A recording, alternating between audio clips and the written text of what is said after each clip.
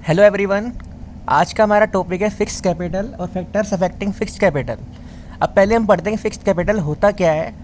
Fixed capital एक तरह से लॉन्ग टर्म कैपिटल होती है जो मिनिमम 1 ईयर्स के लिए होती है। जैसे कि लैंड खरीदना, मशीनरी खरीदना, प्लांट में इन्वेस्ट करना, बिल्डिंग बनाना, टेक्नोलॉजी में एक्सपेंडिचर करना, या फिर कोई एक लंबे टाइम का कोई खर्चा होता है, उसके लिए फिक्स्ड कैपिटल चाहिए होती है जो कि बहुत लंबे टाइम के लिए चलता है। जैसे कि कोई रिसर्च एंड डेवलपमेंट भी करना, तो वो एक तरह से फिक्स्ड कैपिटल का एक हिस्सा होता है। अब हमें ये डिसीजन लेना होता है कि कितना पैसा हमने फिक्स्ड कैपिटल में इन्वेस्ट करना है और कितना पैसा हमने वर्किंग कैपिटल में इन्वेस्ट करना है। वर्किंग कैपिटल के बारे में हम कल पढ़ेंगे, जो हमारा इस चैप्टर का लास्ट टॉपिक रहेगा। तो आज है हमारा फिक्स्ड कैपिटल। फिक्स्ड कैपिटल का मतलब होता है कि जो कंपनी का पैसा है, कैपिटल है, वो लॉन्ग टर्म एसेट्स में एलोकेट करना और इसे हम कैपिटल बजटिंग डिसीजन भी हम कहते हैं, जिसके बारे में हम पहले पढ़ भी चुके हैं इन्वेस्टमेंट डिसीजन में। अगर फर्म के पास कोई ग्रोथ या प्रॉफिटेबिलिटी का कोई प्लान है तो वो उसको सोच समझ के डिसीजन लेते हैं कि भाई कितना पैसा उससे फिक्स्ड कैपिटल में इन्वेस्ट करना है। अगर उसके सामने कोई नई टेक्नोलॉजी या कोई नया इन्वेस्टमेंट प्लान नहीं है तो उससे कोई ज़्यादा फिक्स्ड कैपिटल की ज़रूरत नहीं होती है। तो नॉर्मली इसमें इंक्लूड क्या होता है फिक्स्ड कैपिटल में, जैसे लैंड बिल्डिंग खरीदना, प्लांट मशीनरी खरीदना, टेक्नोलॉजी को अपग्रेड करना, या फिर कोई एडवर्टाइजिंग एजेंसी के लिए कुछ मतलब एडवर्टाइजिंग कैंपेन में कुछ काम करना, खर्चा करना, या फिर रिसर्च एंड डेवलपमेंट का कोई काम करना जिसमें काफ़ी सारा पैसा लगता है।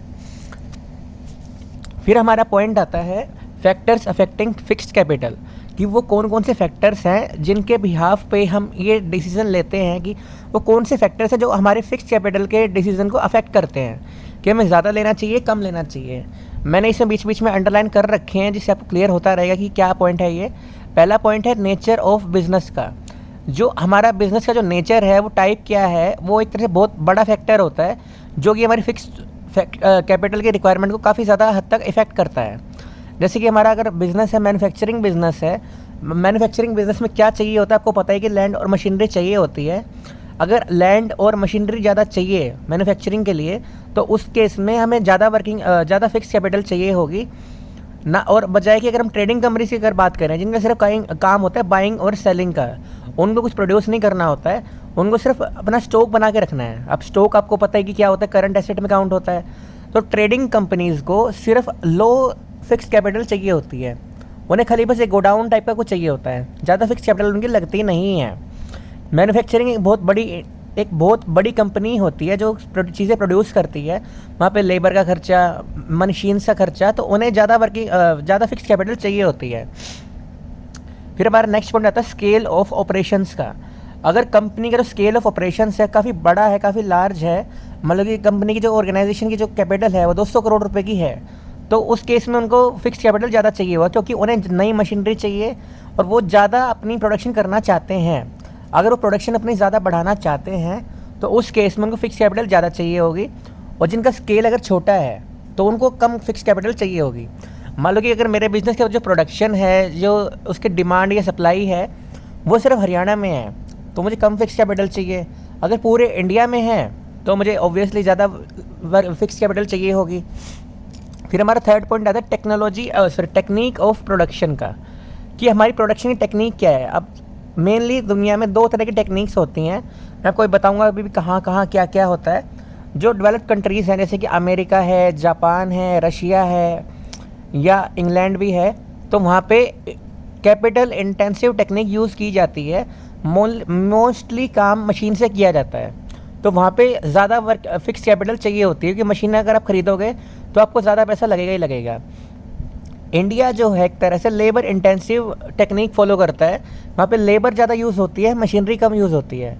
तो उस केस में इंडिया में जो है जो फिक्स कैपिटल चाहिए वो थोड़ा कम चाहिए होगा।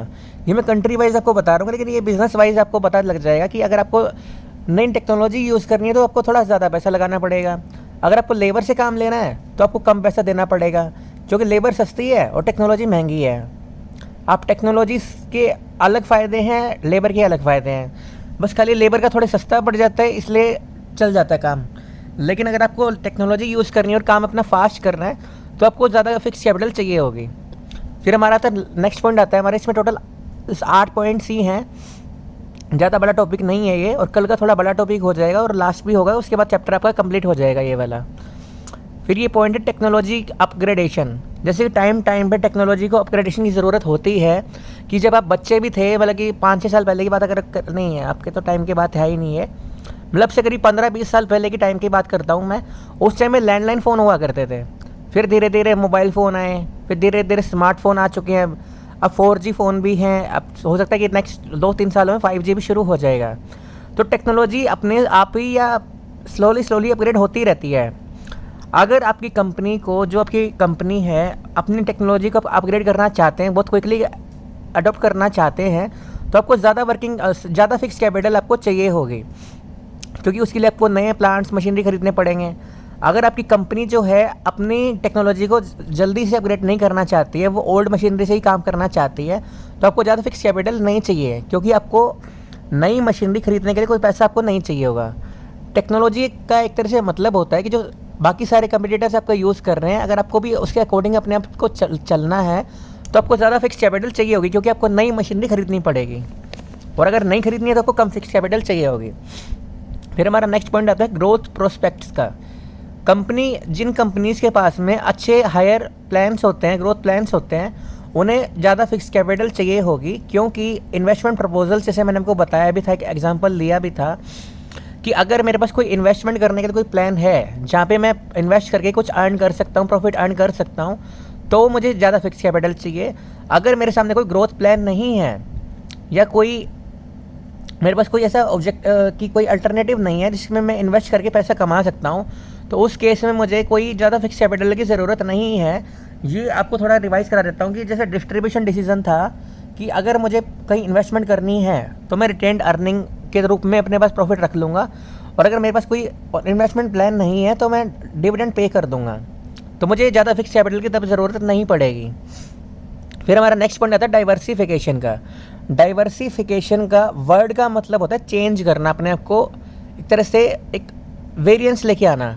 वेरिएंसी का मतलब होता है कि जैसे आप कुछ प्रोड्यूस कर रहे हैं, टीवी मैन्युफैक्चर करते हैं आप, तो उसके साथ में आप स्कूटर मैन्युफैक्चर करने लग जाते हैं, तो वो आपका डाइवर्सिफिकेशन हो रहा है। अगर किसी कंपनी के पास में कोई अपनी डाइवर्सिफिकेशन का प्लान होता है, तो उसे ज़्यादा प्रोडक्ट्स बनाने के लिए ज़्यादा फिक्स कैपिटल उसे लगेगी, क्योंकि उसे ज़्यादा प्रोडक्ट्स बनाने हैं। आप टीवी बनाते थे, अब वो कार बना रही है या फिर मोबाइल फ़ोन बना रही है, एक अलग ही लाइन का प्रोडक्ट वो बना रही है। जैसे मैंने आपको इसमें बताया था, डिविजनल ऑर्गेनाइजेशनल स्ट्रक्चर में बताया था कि अगर डिविजनल ऑर्गेनाइजेशनल स्ट्रक्चर का ही एग्जांपल डाइवर्सिफिकेशन होता है कि अगर मुझे डाइवर्सिफिकेशन करना है तो मुझे ज़्यादा फिक्स कैपिटल उसमें चाहिए होगी। अगर डाइवर्सिफिकेशन नहीं करना है तो मुझे ज़्यादा ज़रूरत नहीं है फिक्स कैपिटल की। फिर हमारा नेक्स्ट पॉइंट आता है availability of finance and leasing facility. अब लीजिंग यहाँ आपको रिवाइज करा रहता हूँ, वैसे 11th क्लास का टॉपिक है ये। लीजिंग का मतलब होता है जब हम लैंड या बिल्डिंग कोई रेंट पे ले लेते हैं गवर्नमेंट से या किसी इंडिविजुअल से, उसे हम बोलते हैं लीज पर लेना लैंड को, वो रेंट पे हम एक तरह से लेते हैं। अगर कंपनी जो है फाइनेंशियल या जो लीजिंग फैसिलिटीज़ होती है वो अरेंज कर सकती है, ईजिली अरेंज कर सकती है, तो उन्हें लेस फिक्स्ड कैपिटल चाहिए होगी, क्योंकि उन्हें टाइम पे फाइनेंशियल और जो लीजिंग फैसिलिटीज़ होती हैं वो ईजिली मिल सकती हैं। तो वो की जो एसेट्स हैं उनकी वो ईजी इंस्टॉलमेंट्स पे एक्वायर कर सकते हैं, बजाय कि उन्हें एक टाइम पे वन टाइम पेमेंट की जाए। अगर मान लो कि मेरे को कोई ज़मीन खरीदनी है और मुझे रेंट पे मिल रही है, तो मैं उसे खरीदूंगा ही क्यों? ना ही मुझे खरीदने की ज़रूरत है, ना ही मुझे एक टाइम पे करना है। जो फिक्स कैपिटल तब चाहिए होगा कि मुझे उसे खरीदना हो या फिर कुछ रहना भी हो, जो भी पर्पस हो उसका, तो मैं उसे एक टाइम पे पेमेंट करना हो, तो मुझे फिक्स कैपिटल ज़्यादा चाहिए होगा। अगर मेरे पास लोन फैसिलिटी है कि मुझे लोन मिल पा रहा है, लोन आपको मतलब पता है कि क्या होता है लोन का, कि मैं उसकी इंस्टॉलमेंट्स रेगुलर इंटरवल से पे करूँगा, सारा पैसा मुझे एक साथ नहीं देना है, तो उस केस में मुझे ज़्यादा फिक्स कैपिटल चाहिए होगी कि अगर लोन अवेलेबल मेरे पास नहीं होते हैं तो। क्योंकि कंपनी को ज़्यादा प्लांट एंड मशीनरी खरीदनी पड़ेगी और उसके लिए उसे लोन लेना पड़ेगा। लोन अगर उसे मिल जाता है जिसकी वो रीपेमेंट टाइम पे कर सकता है, 5 से 7 साल तक कर सकता है। अगर ऐसा पॉसिबल है, अवेलेबल है ऑप्शन, तो उसको ज़्यादा फिक्स कैपिटल नहीं चाहिए। अगर लोन मिलना उसके लिए अवेलेबल नहीं हो पा रहा है तो उसे ज़्यादा फिक्स कैपिटल चाहिए होगी। फिर आज का हमारा लास्ट पॉइंट है लेवल ऑफ कोलैबोरेशन और जॉइंट वेंचर्स। अब कोलैबोरेशन और जॉइंट वेंचर का मतलब क्या होता है?